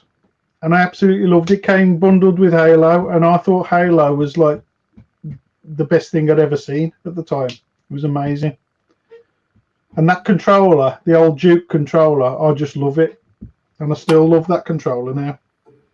To me, that was almost perfection. So I know a lot of people don't like the Duke because their face too big, but I just loved it. So what made you obviously bounce back to PlayStation, and what was your experience with Xbox? And so you're much a gamer, you like release consoles, I get that, but I know you favoured PlayStation in the last couple of generations anyway. To be honest, I love my Xbox. I had my Xbox and I had an Xbox 360 as well. pretty much all release day buys. But I also had a PlayStation 2 on release day. So I had my foot in both camps, really. I've never been a fanboy for one or the other. I've always liked them both. So, see, my experience with the 360 is because the 360 came out first in it before the PS3. yeah, And me and my brother both had one of those, yeah. My brother had it released day. I had it about a week later. And they both fucked up. yeah. Ring of death. They had to go back. And after that, me and my brother both said we'll keep our 360s till the PS3 comes out and we'll trade them in. And that's exactly what we did. And I had my PS3 for years and it never messed up. Yeah, well, I bought my 360. It had the RROD literally one day after the warranty was up on it. Red Ring of Death. So I got onto Microsoft, and luckily they honoured the warranty, even though it was literally one day out. And I had that fixed. I sold that as soon as it came back, and I went and got myself a. As soon as they came out, I think it was it wasn't that many months later. They brought the Xbox 360S out, the slim version, which they said wouldn't have the problem with Red Ring of Death, and it's still working now. It still works perfectly. See, that was the thing. Like with me and my brother, we both had bad experiences with it, and that was it. Once I know it got replaced, but once you've lost your faith in that system, yeah, it's like, you know what, we're going back to PlayStation because we never had any problems with I think you missed out a bit though, mate, because I think the 360 ended up being an absolutely fantastic console. It had some amazing exclusives on it. I mean, I've got one now. See, the other thing as well, me and my brother are massive online gamers, and PlayStation still offered a free server to us on the PS3. And obviously, Xbox wanted me to pay a subscription, which then, obviously, over the years, that would add to the price of the console. Yeah. Whereas with PlayStation, me and my brother from PS2, PS3, PS4, we was always online gamers, and we still are now. So obviously, if you're going to have a choice of someone that's I don't even know how much Xbox cost you a year, 30 quid. It was. But if you add that up over, say, 5 years, 6 years, whatever the generation is, it's the best part of 200 quid on top of your console that you wouldn't be paying on a PlayStation that you could put back into games, if that makes sense. Yeah, true. But you did get free games with that. You got free games with a PS3 eventually, though, as well, didn't you? Yeah. Which obviously I had. Xbox Live Gold was quite good value, I thought, when you used to get 2 or 3 games a month for free, and they were decent games. They were all AAA games that they gave away with it. See, you say that, but I never had any issues. Okay, the servers would go down, but not massively bad. I mean, PS3 and PS2 online, I had very few problems. Normally, the more problems was to do with my internet providers back then, more so than their servers and issues. Because what PlayStation did is they didn't have rest of the world servers where we was all playing each other like we do now. You'd have UK servers, so it would cut down on the online lag in playing and stuff like that. I don't know if Xbox did the same thing at the same time, but I never had really, really bad experiences, other than when a chap who I know went on holiday to Greece and joined the UK server and played with us. That was fucking horrendous, but that was his doing, not PlayStation's, like. But I don't know. I think it's one of them. I think if you're in that camp, you're in that camp, sort of thing. Yeah. You'll never get me to say, I think fucking the world of Xbox. I honestly think you missed out on some cracking games, though. I mean, the Gears of War series is one of my favourite series. See, I've played them, and I don't like them. Really? I don't like them. Correct. The only reason I have a 360 now is because they've got some good shmups. And I've got an Xbox One, and I like Forza Motorsport, but I don't think it's better than Gran Turismo. And them are the only couple of games I play. Oh, and I played Streets of Rage 4, which I could play on my Switch if I really wanted to. Yeah, no, it was always Gears of War for me. Gears of War and the Battlefield series. I know you could get them on anything, but see, that's the thing. Those were what I used to play a lot on the 360. It's the pad as well was the massive thing. I didn't like the position of the thumbsticks. You know, once I'd played PlayStation 1, the PlayStation even up till now, the 5, it's not really changed that controller, you know. It's pretty much the same controller. I never had a problem with the 360 one, though. I just don't like the button positioning. You know, the thumbsticks. Yeah. And it's one of them. If you play gaming, especially online, to a competitive standard, something like that puts you off, you know what I mean? Whereas I'm used to the setting of a PS4. You won't convince me. You won't convince me. I've got an Xbox original. It's a great emulation system. I've got what's it called? CoinOps 8 on it. And I think it's good for that. I've got a really nice Xbox 360. I've got the Modern Warfare 3 edition, to be fair, with a matching controller. Oh, nice. And it makes a nice noise when you turn it. I think it makes like the comms noise or something when you turn it on. And I've got an Xbox One because I got it cheap. But, you know, I'm still PlayStation at heart. No, I've never had any allegiance one way or the other. I like them both, to be honest. So they've both got their pros and cons. Excuse me. Power off and shut down is my favourite on the Xbox. What's that? Power off and shut down. See, again, James is saying the servers were much better. That was another thing, then, when we first had our Xbox 360 server. But then again, every system we had when it first come out, there was always teething issues. That's why I'm never, ever really bothered about buying launch systems anymore. I'd rather give it 6 months. Oh, I would nowadays, yeah. My days of buying stuff on release day and queuing up at shops have gone. Well, that was a good thing. I never used to queue up, man, because my brother, he's got a friend who works at Argos and his missus had just reserved me one, so I'd just rock up whenever. In fact, I'm that lazy. My cousin's husband, he was mad on Modern Warfare, so he'd queue and release on release date, and I'd just order 2 copies and get her to go with him and fetch it me. I've never had that experience of queuing outside a gaming shop to get anything because I just won't do it. I hate queues now. If I go in a shop and there's 2 at the counter, I'll go outside. I don't mind when I was younger. I can't be bothered now. Oh, you don't want to be on your feet now, Ant, at your age. Exactly. So we've got 20 minutes left. One thing I want to talk about, while we're talking about current gen and next gen, a lot of people are talking that this generation is going to be the last generation of physical games, maybe the last generation ever, because how much better can gaming get? What do you reckon? I think it reached its peak years ago, to be honest. I think everything else is just fluff, innit? You can make games look better, but do they play any better because of it? They don't, do they? See, this is my argument, man. A lot. It's why I fell out of love with Call of Duty, because it's the same game, just made looking a little bit better all the while. You know, you can go forward, you can go left, you can go right. But how long is it into playing a game that's been made to look fantastic? How long is it into that game before you think, you know, oh, this is just exactly the same as the last one? You after a while, the thrill of looking at brand new spanky graphics, it goes, doesn't it? And it's all there. All comes down to how it plays. You know what pisses me off now with games? The first hour and a half is just learning the tutorial. I'm like, I'm not fucking thick. I've read. I know what the controls are, because no sooner I've got it in my hand, I've pressed every button to work out what it does. It's why I didn't like The Last of Us, because I played it for an hour and a half, and all I did was feeling like I was watching a story and being told what to do. Whereas I like games I can pick up and get straight into. Let's go, let's game. Let's not fuck about.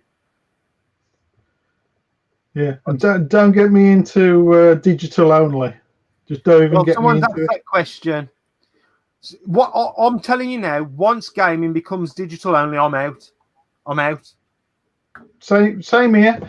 I hate even the thought of digital only gaming. Not having anything to hold, not having anything to collect. As a collector, just the thought of digital gaming is just so against what I enjoy, what I do, what I am. I can't even tell you. So it's a big no from me. I tell you, as soon as they become digital only, I'm not going to bother with them anymore. That's it. I'm done. I've got games that were like free on PlayStation download that I've downloaded, but when I've seen the physical copy cheap enough, I've still bought it anyway, even though I've got the game. Because, like you say, I like to. I don't know. It might be a collector's thing. I like to feel that I've paid money and purchased that. You know what I mean? Yeah. Have something tangible. Have something to hold.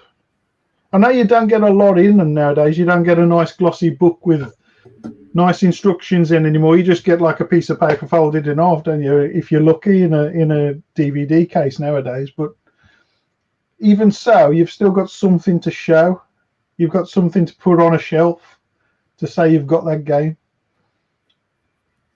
Again, Aldino saying being digital only will mean the cup. I'm telling you now, once it goes digital only, I'm 100% out. I'm not fucking. Well, they can charge what they want, can't they? Because they're in a second-hand market anymore. Well, they tried to do that last generation, didn't they? Xbox, by not making you be able to play your games on another system or something like that, but they had to drop that straight away. But PlayStation have tried it this time with your digital only system. I'm telling you now, 100%. When I can no longer buy a game and put it in a machine, that even now, like, you know, a lot of the games now, I don't even put the disc in to play on the PlayStation. Some games because they're free downloads, but I like having a game in, putting a game in the system. You know, whether it's if I could buy the same game but I'd have to pay £10 more to get the physical over the download, I'd pay the tenner every day. Yeah, I'm exactly. I'm with you all the way there, mate. But I think that's coming soon. The only reason I can think of it going that way, and I'll be with it, is like the Oculus Quest 2, where you don't need a PC, you don't need a game to put in it, and it's just purely VR and it's on your headset. For some reason, I accept that over a console that's not got anything, if you know what I mean. Yeah. And if that's the only way I can go after this, if I've got to get a VR headset and that'll be digital only, I'll go that way. But there's no way I'm buying a PlayStation or an Xbox, whatever, or a Nintendo, whatever, and it's digital only. I'll have lost interest. Yeah, that's what I love about things like the Evercade. They've got the right idea, haven't they? They've got proper cartridges with proper labels. They've got proper boxes. There's something to collect. I'll tell you what, it's the thing of the moment. I know Stu hates it, but everyone in the community seems to be into it, especially since I picked one up, Big Game Al and others. Yeah, but I love it. You know what I think about it? It's good because the obviously the emulator's obviously on the cart, so that kind of makes it not limitless, but very widespread in what it could be. And I've said from now, I'd like to see an ocean cart. So I'm going to ask you, Ant, what sort of carts would you like to see on an Evercade? What would make you buy one if, like you said, these collections have come out on it? I'm buying it. Yeah, pretty much like that, like a manufacturer-specific stuff. So, like, you know, everybody knows who collects for like a 2600. You got like the Parker cartridges and things like that. You could almost have like a set of Parker VCS games on a cartridge, something like that. That's the sort of thing that would interest me.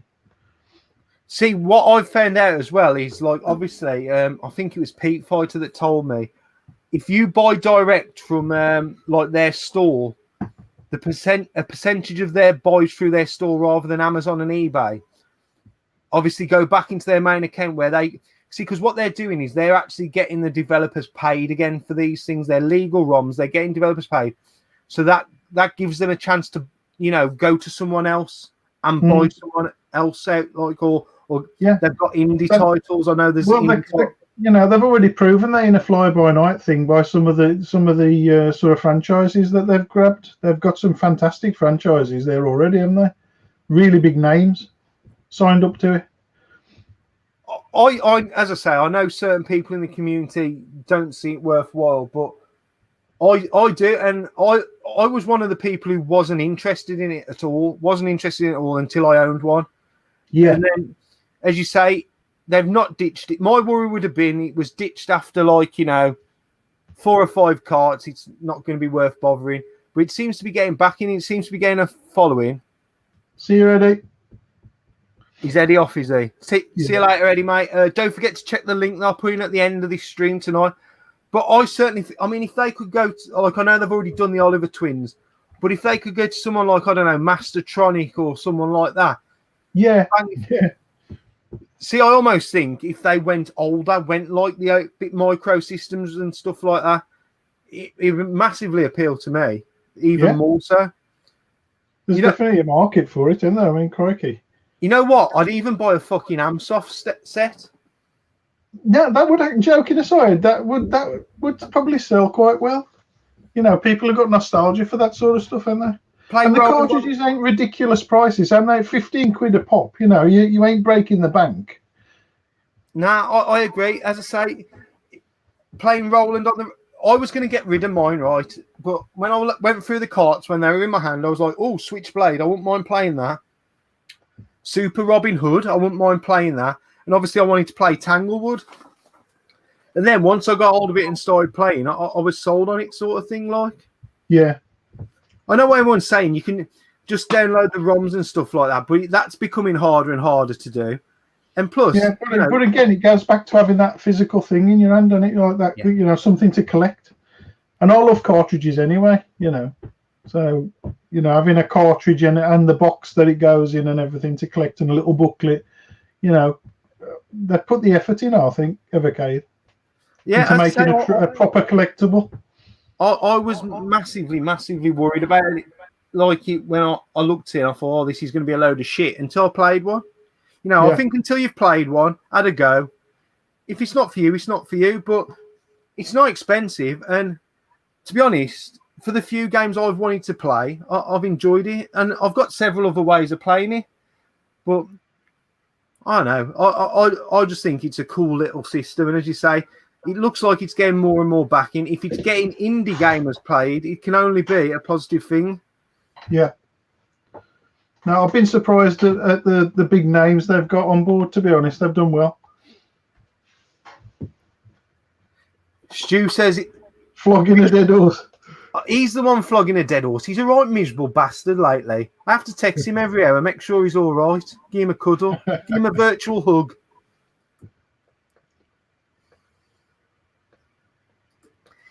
Yeah, I mean, it's like Marmite, I think, but I think more and more people are coming over to it as a way, you know. I mean, I don't want to fucking play Atari games on my PC. Why would I? But I'd like to play them on a little handheld because it's easier than going and, you know, I could play them there, they're there, but sometimes I just want to sit downstairs or you know, while Mrs. is watching something, I can sit here and play it and have my headphones in and pretend I'm listening to her, much like I do 90% of the time anyway. So, Ant, anyway, we're coming up towards the end of the stream. I want to say thanks for coming on and thanks for sharing your story. It's a bit different to what I normally do on the streams because you're such a knowledgeable guy, and I'm glad you've had so many questions, and I'm glad that everyone's had questions to ask you. I hope you've enjoyed it for a start.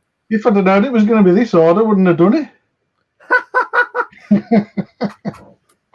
in all seriousness, Ant, I'm going to get a bit soppy. I want to personally thank you for all them years ago for messaging me about them blooming games that I'd picked up in that auction lot, helping me sort through them. Thank you for getting me into selling at events because, you know, it's gave me a way of funding this collection now behind. Without that, I wouldn't be able to do that, that's for sure. And also, thank you for pointing me in the way of YouTube and allowing me to have a voice and talk about things that I love. Without you, none of that would have been possible. And it's why it's why I always sing your praise, because without meeting you, this wouldn't be here, and all the positive stuff I did in 2020 would never have happened, sort of thing. So, they always say without a certain person, there wouldn't be anyone else. Well, without Ant Harper, there would be no Dainster, no whatever this channel is. So that's a personal thank you from me. Everyone else is probably telling you to fuck off, to be honest. Well, it's nice of you to say so, mate, but I'm pretty sure you could have done it by yourself. I wouldn't, mate. You're a good lad. I'll tell you the truth, right? I was in them Facebook groups, right? I never really spoke to it. I'd put some posts up and everyone would tell me everything I found was bullshit for a start. Oh, you've got that out your room and said you found it at the boot sale. Like, yeah, I've got fucking time to do that.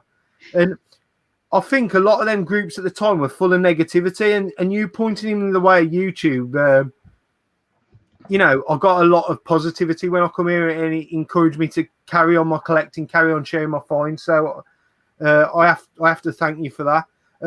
But the last thing I want to do before we end the stream is a message from you to everyone who's been watching. We've had like 30 odd watchers consistently through this stream, so there's been people watching and enjoying. Cool. Well, thanks for watching, and I'm amazed anybody would want to hear me blabber on for an hour and a half. But thank you very much for watching, guys. Cheers. And it's nice to see some familiar faces amongst you all as well. What I'd like to say, Ant, is if anyone wants to do anything towards RetroGamesCollecteor.com, is there a way they can contact you? Yeah, just you can get in contact me through the site. If you scroll down to the bottom, just hit the contact button, and if you want to sort of contribute anything or show me your games collection and I can feature it on the site, that'd be fantastic. I'd be well up for that. That would be brilliant. If something to come out of this stream is the resurrection of RetroGamesCollector.com, I'd like to. It would be nice to get it going again, to be honest. And if you know, if I've got some people a bit more interested in it, then that would probably be enough to spur me on, to be honest, and get it going again. Brilliant. So I'm just going to finally say thank you to you, Ant, and drop you backstage while I just do a little few bits. Been a pleasure, mate. Absolute pleasure. Thank you, Ant, mate. Nice one. Cheers. Right, guys. So it's great having Ant on. Ant is probably truly the first of many great friends I made in the gaming community. So I just want to thank Ant for coming on. I'm going to link by tomorrow, once this stream's gone live, the link to his YouTube channel is there. RetroGamesCollector.com will be there, and he's also his site, especially into buying 8-bit games. Retrogear is somewhere to go to buy them games. They'll all be linked in the description tomorrow. Let's give Ant a push, because Retro Games Collector is a great site, and I used to love reading the stuff on there. So let's get that going again. We can do that as a community. Now, as promised, I was going to link something in the description for you guys over to watch. So I'm just copying and pasting it now. This is exclusive YouTube content. Only you guys watching this stream can go and see this now, and anyone you share this link with, because it's not been uploaded yet. It's a project I'm involved with. So if you want to copy and paste that URL that I've just sent, you can go over and watch some exclusive content. It's not Patreon bollocks or anything like that. It's not going to cost them. It's just a fun project that I'm involved with. Go over and watch it. I'll be back next Friday with another stream for you all. So take care. I'll be back with a couple of pickups videos as well over the weekend. So I've done some swap shop trades. Take it easy, YouTube, and good night.